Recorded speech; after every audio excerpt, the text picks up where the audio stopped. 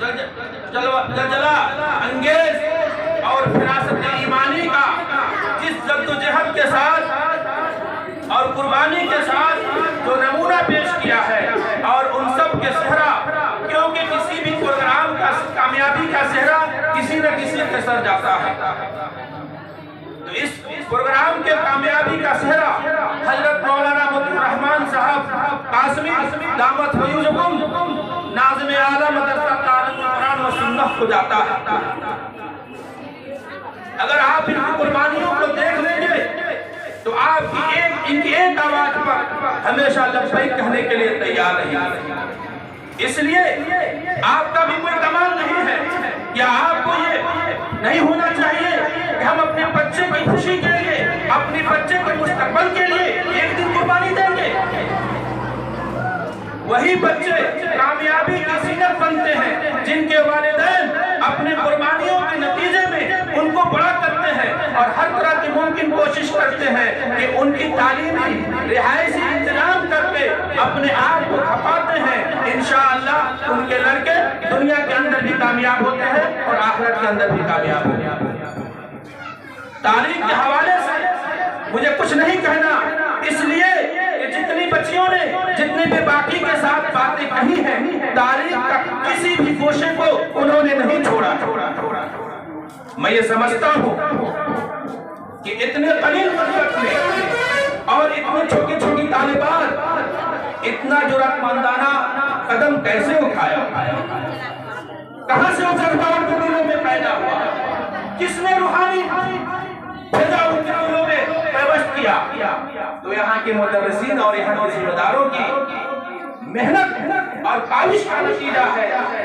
آپ لوگ دیکھ رہے ہوں گے بہت سارے اسکول، بہت سارے کالج، بہت سارے مدارس ہیں، لیکن یہاں پر جو پروگرام کا منظر آپ کے سامنے آیا، شاید ہی کہیں اتنے چھوٹے مدرسے میں اس طرح کا پروگرام آپ کو ملا ہوگا۔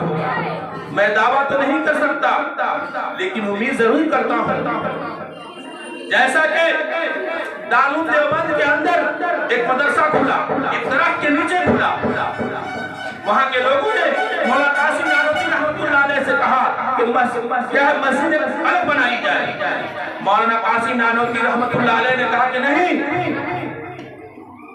یہاں سے مدرسہ منتقل نہیں ہوگا، چونکہ وہ فی سبیل اللہ کام کیا کرتے تھے۔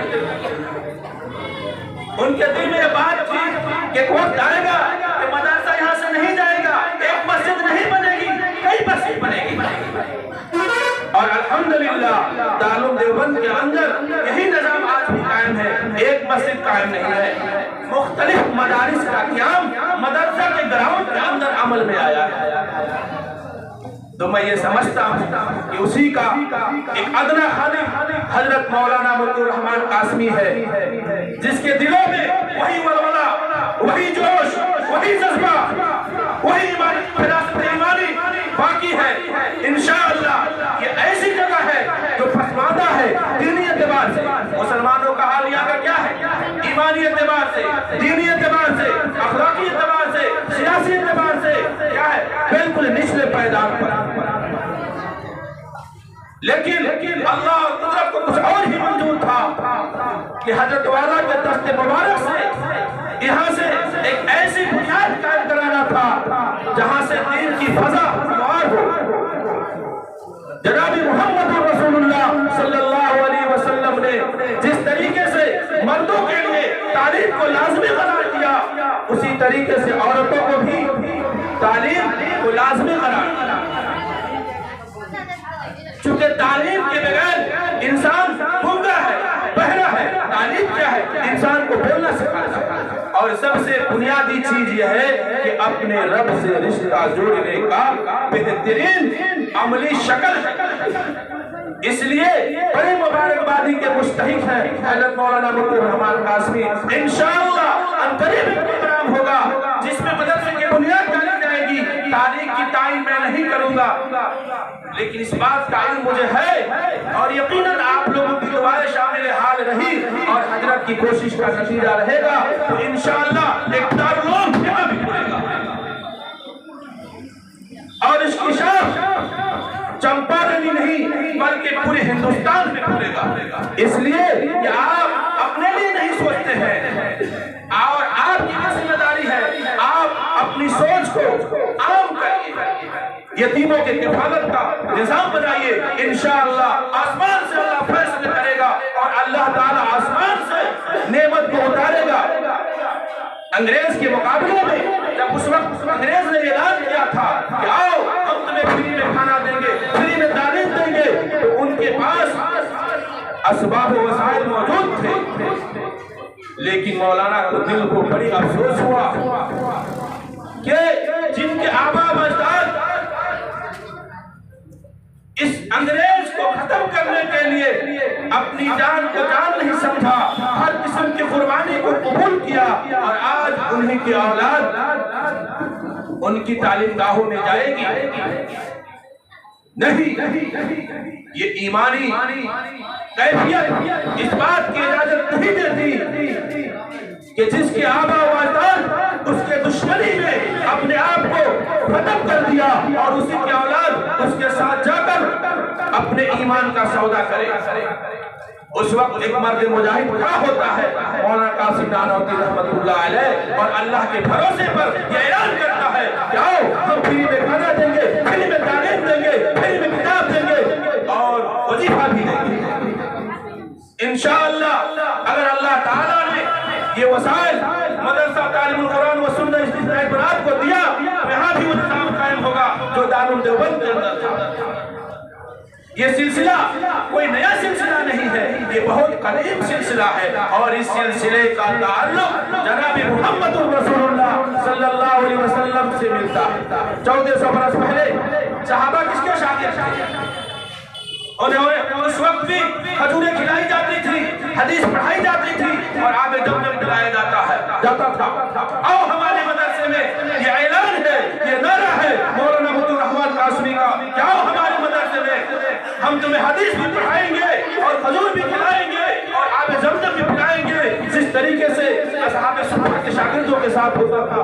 انشاءاللہ یہاں بھی وہی دور، وہی نظام، وہی طریقہ قائم ہوگا۔ کیوں؟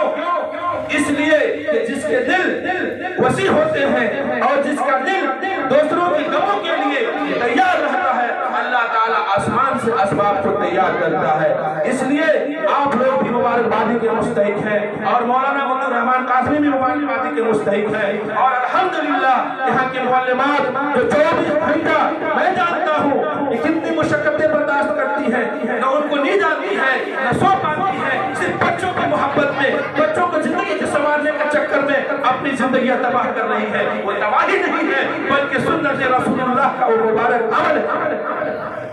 اس لیے یہ قربانی نام ہے اسلام، قربانی نام ہے اسلام کا۔ اسلام کیسے زندہ ہوگا؟ قربانی کے بدولت زندہ ہوگا۔ اس لیے ان کا بدلہ نہ عبد الرحمان قاسمی سے دیا جائے گا، نہ یہاں کے گارجین سے دیا جائے گا، جو یہاں کے معلمات ہیں ان کی جو کرا قدر خدمات ہیں، ان خدمات کا اجر انشاءاللہ اللہ ہی دے گا۔ اور اسی میں یہاں کے معلمین ہیں حضرت مولانا حضرت قاری عبدالحی صاحب، محمد ثانی صاحب، محمد معین الدین صاحب، جو مولانا کے ہاتھوں کو 24 گھنٹہ مضبوط کیے ہوئے ہیں۔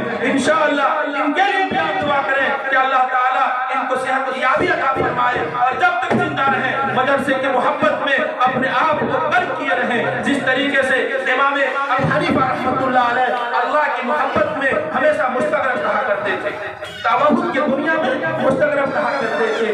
اس لیے میرے بھائی و دوستو، پروگرام کرانے کا خلاصہ اور محاصل یہ ہے کہ نئی نسلوں کو اپنی آباء و اجداد کی قربانی سے آگاہ کیا جائے۔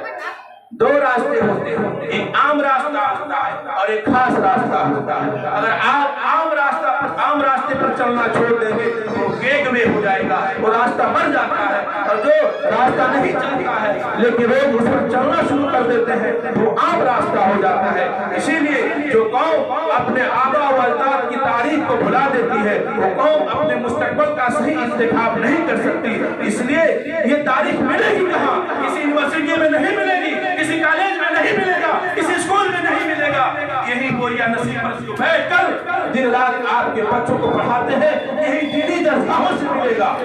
اس لیے آپ لوگ دعا کریں.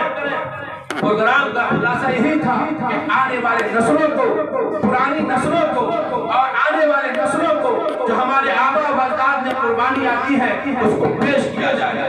26 جنوری کیا تھی؟ آپ کو ایک آئین دیا گیا, ایک آپ کو دستور دیا گیا. جس چیز کا آئین, کس چیز کا دستور؟ مکمل آزادی. چونکہ غلامی ایک لعنت اور صاحب ایمان غلامی کو کبھی قبول نہیں کرے گا. اسی لیے کیا ہے, ہمارے علماء نے بہت ساری قربانیاں دی.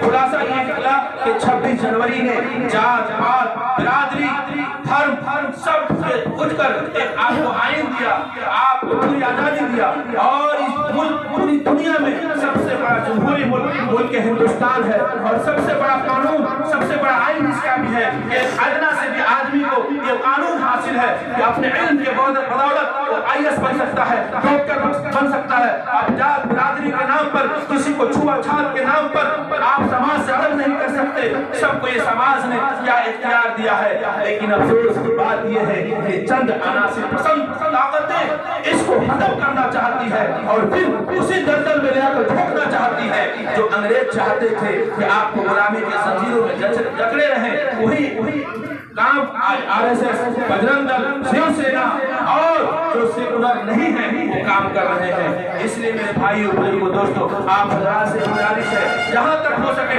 اپنے دل کو کشادہ کریں کسی بھی مدرسے کے لیے. اس لیے مدرسہ زندہ ہے, آپ زندہ ہے. مدرسہ زندہ ہے تو چاند سورج زندہ ہے, اور چاند سورج زندہ ہے تو آپ زندہ ہے. جس دن مدرسہ ختم ہو جائے گا یہ دنیا کا نظام ختم ہو جائے گا. اس لیے قال اللہ تعالی رسول کی صدائے جب تک پہنچتی رہے گی اللہ تعالیٰ قیامت کو برپا نہیں کرے گا. اور جس دن قال اللہ و قال رسول کی صدائے ختم ہو جائے گی اس دن دنیا کا نظام ختم ہو جائے گا.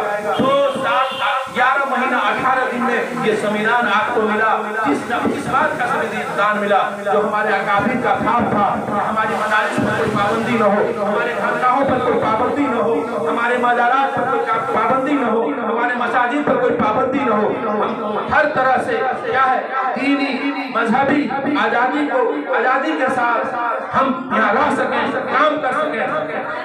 اسی لیے 26 جنوری کو کیا ہے, ہمارے بزرگ دیش تو آزاد ہوا 15 اگست 1947 میں, اور یہ قانون, یہ کنسٹیٹیوشن, یہ آئین آپ کو ملا 1950. ہم ہی کو قاتل کہے گی ہم ہی کو قاتل کہے گی دنیا, ہمارا ہی قتل عام ہوگا. ہم ہی کو قاتل کہے گی دنیا, ہمارا ہی قتل عام ہوگا.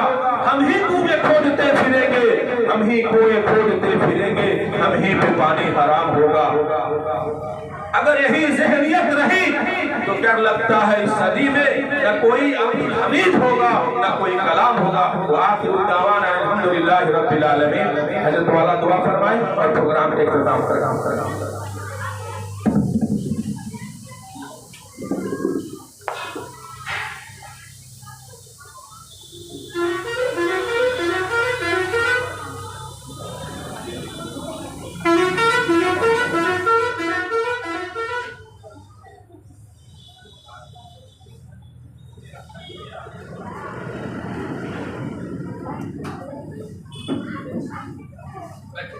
کہیں جانے کا ماحول بنائیے.